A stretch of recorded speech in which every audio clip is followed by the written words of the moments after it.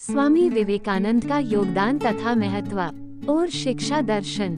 स्वामी विवेकानंद का जीवन परिचय बताता है कि 39 वर्ष के संक्षिप्त जीवन काल में स्वामी विवेकानंद जो काम कर गए वे आने वाली अनेक शताब्दियों तक पीढ़ियों का मार्गदर्शन करते रहेंगे।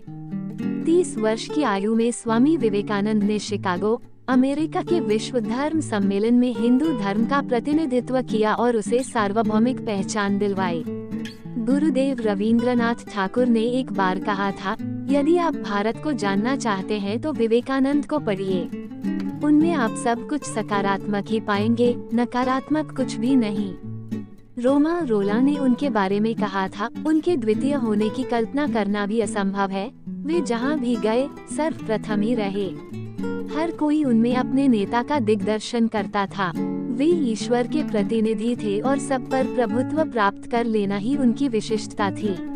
हिमालय प्रदेश में एक बार एक अनजान यात्री उन्हें देख ठिठक कर रुक गया और आश्चर्यपूर्वक चिल्ला उठा, शिव। यह ऐसा हुआ मानो उस व्यक्ति के आराध्य देव ने अपना नाम उनके माथे पर लिख दिया हो। वे केवल संत ही नहीं, एक महान देशभक्त, वक्ता, विचारक, लेखक और मानव प्रेमी भी थे।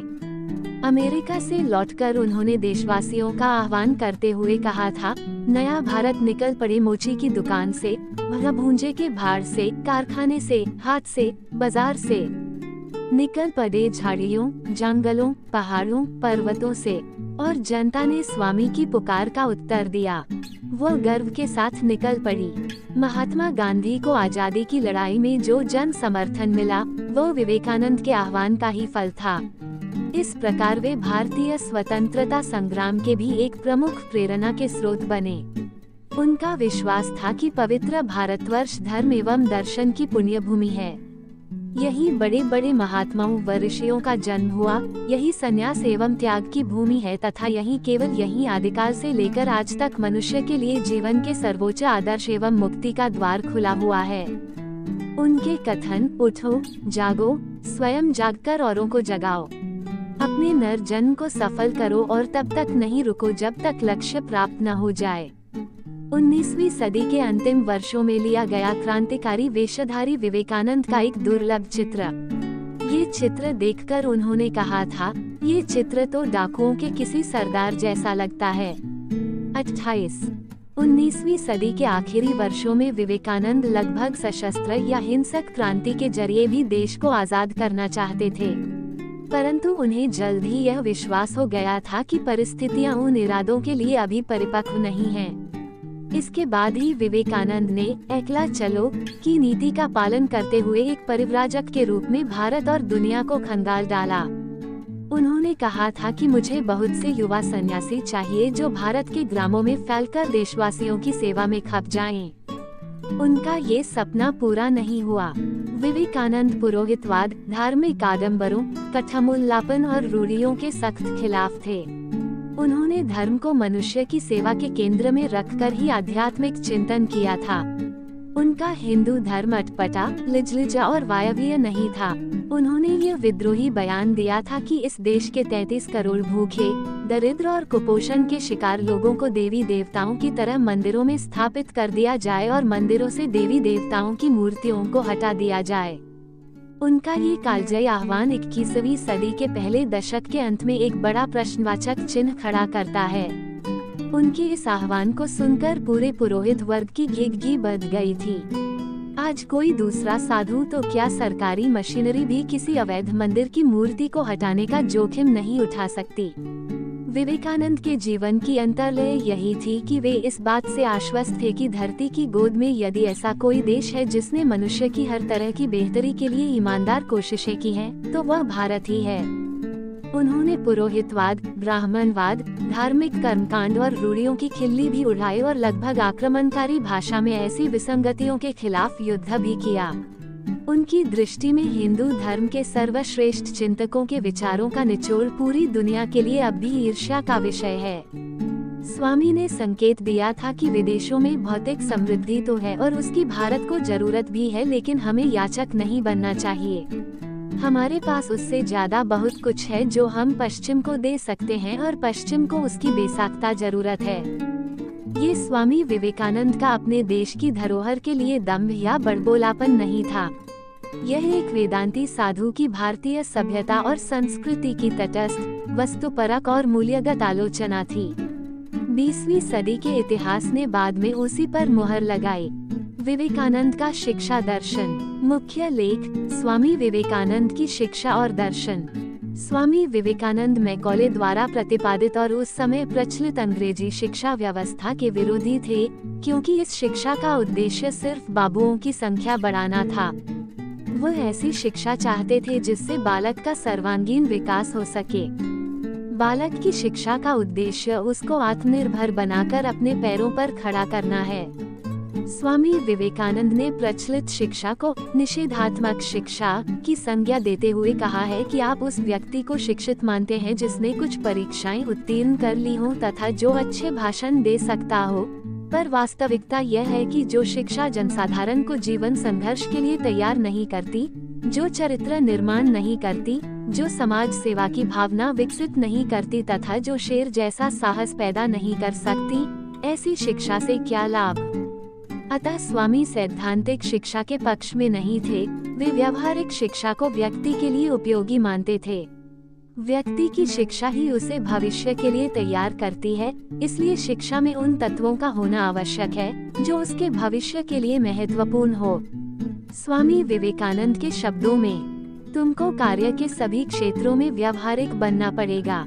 सिद्धांतों के ढेरों ने संपूर्ण देश का विनाश कर दिया है। स्वामी शिक्षा द्वारा लौकिक एवं पारलौकिक दोनों जीवन के लिए तैयार करना चाहते हैं।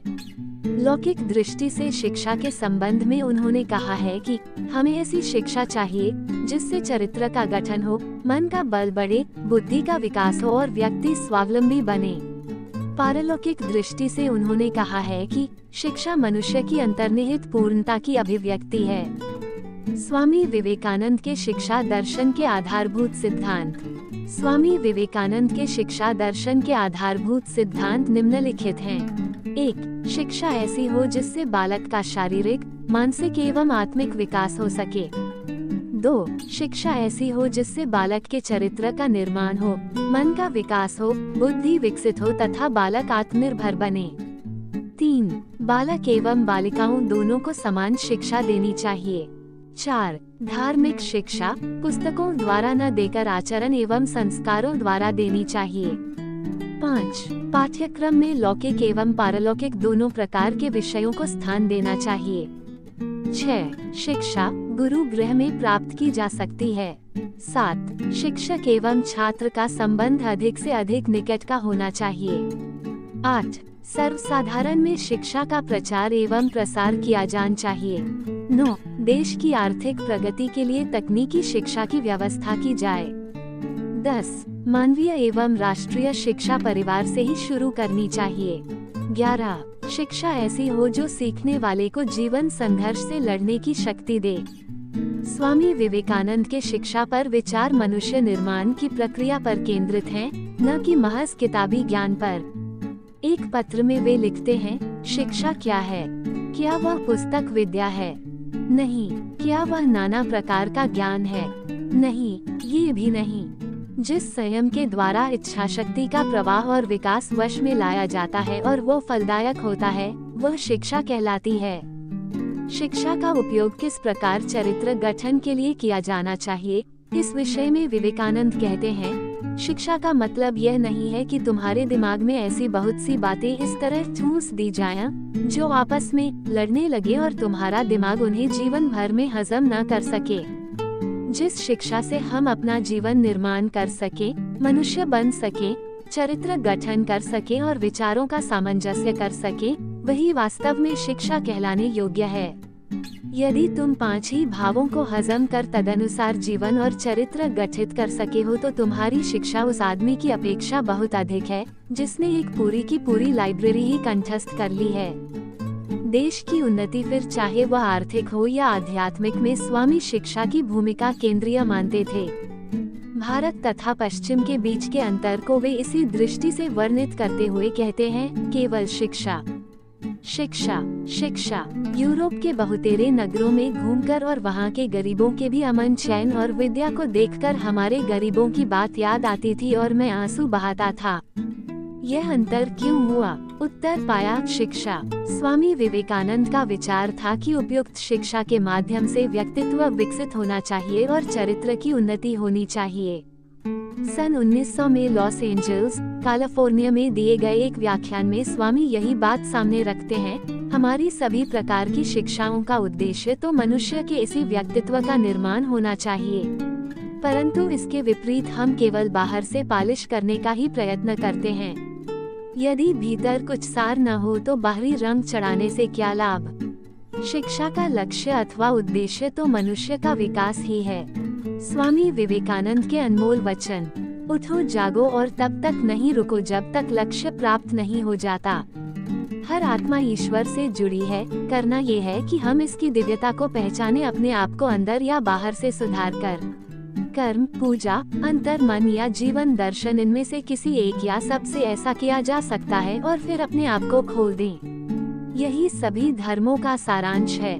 मंदिर, परंपराएं, किताबें या पढ़ाई, ये सब इससे कम महत्वपूर्ण है। एक विचार लें और इसे ही अपनी जिंदगी का एकमात्र विचार बना लें। इसी विचार के बारे में सोचें, सपना देखें और इसी विचार पर जिएं। आपके मस्तिष्क, दिमाग और रगों में यही एक विचार भर जाए, यही सफलता का रास्ता है। इसी तरह से बड़े बड़े आध्यात्मिक धर्म पुरुष बनते हैं। एक समय में एक काम करो और ऐसा करते समय अपनी पूरी आत्मा उसमें डाल दो और बाकी सब कुछ भूल जाओ। पहले हर अच्छी बात का मजाक बनता है, फिर विरोध होता है और फिर उसे स्वीकार लिया जाता है। एक अच्छे चरित्र का निर्माण हजारों बार ठोकर खाने के बाद ही होता है। खुद को कमजोर समझना सबसे बड़ा पाप है। सत्य को हजार तरीकों से बताया जा सकता है, फिर भी वह एक सत्य ही होगा। बाहरी स्वभाव केवल अंदरूनी स्वभाव का बड़ा रूप है। विश्व एक विशाल व्यायामशाला है जहां हम खुद को मजबूत बनाने के लिए आते हैं। शक्ति जीवन है, निर्बलता मृत्यु है। विस्तार जीवन है, संकुचन मृत्यु है। प्रेम जीवन है, द्वेष मृत्यु है। जब तक आप खुद पर विश्वास नहीं करते तब तक आप भगवान पर विश्वास नहीं कर सकते। जो कुछ भी तुमको कमजोर बनाता है, शारीरिक, बौद्धिक या मानसिक, उसे जहर की तरह त्याग दो। विवेकानंद ने कहा था, चिंतन करो, चिंता नहीं, नए विचारों को जन्म दो। हम जो बोलते हैं वो काटते हैं। हम स्वयं अपने भाग्य के निर्माता हैं।